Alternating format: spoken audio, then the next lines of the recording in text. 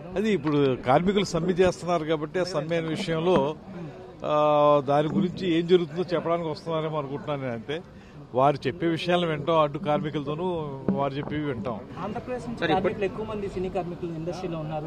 వాళ్ళ వెల్ఫేర్ కూడా చూడాల్సిన బాధ్యత మనకు తప్పనిసరిగా ఇది వారు ఏం చెప్తారో విని, కార్మికులు చెప్పే విషయాలు విని డిప్యూటీ సీఎం గారు, సీఎం గారు ఇద్దరు దృష్టిలో పెట్టి వారితో చర్చించి ఏం చేయాలి, ఒకవేళ మన సైడ్ నుంచి ఏమన్నా ఇంటర్వెన్షన్ అవసరం అయితే మేము ఏం చేయాలనేది ముఖ్యమంత్రి గారితో, ఉప ముఖ్యమంత్రి గారితో మాట్లాడారు.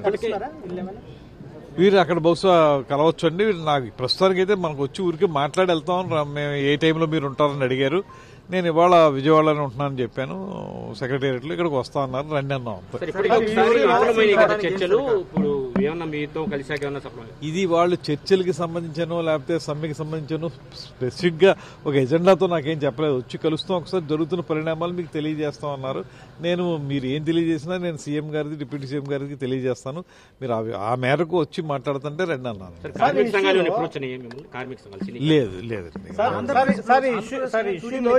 ఇష్యూలో ఏపీ గవర్నమెంట్ కు పాత్ర ఎంత మేరకు ఉంటుంది? ఏపీ గవర్నమెంట్ పాత్ర ఇష్యూ జనరల్ గా వారు దీనికి అంతటికీ ఫిల్మ్ ఛాంబర్ అండి జనరల్ గా చూడవలసింది. అంటే అదే విధంగా వాళ్ళకో ఫెడరేషన్ ఉంది, కార్మికులకి, నిర్మాతలకేమో ఫిల్మ్ ఛాంబర్ ఉంది. వాళ్ళు కూర్చుని నిర్ణయించుకోవాలి తప్పితే ఎక్కడన్నా ప్రభుత్వ ఇంటర్వెన్షన్ ఎప్పుడు వస్తుంది?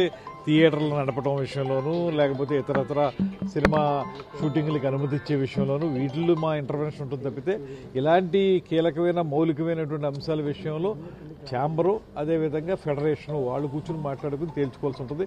వారు వస్తారన్నప్పుడు మేము రండి అంటాం కాబట్టి వారు వస్తున్నారు, వచ్చి మాట్లాడతారు. ఏం చెప్తారో విని నేను సీఎం గారితో, డిప్యూటీ సీఎం గారితో చెప్తాను, విషయాన్ని వారికి చేరవేస్తాను.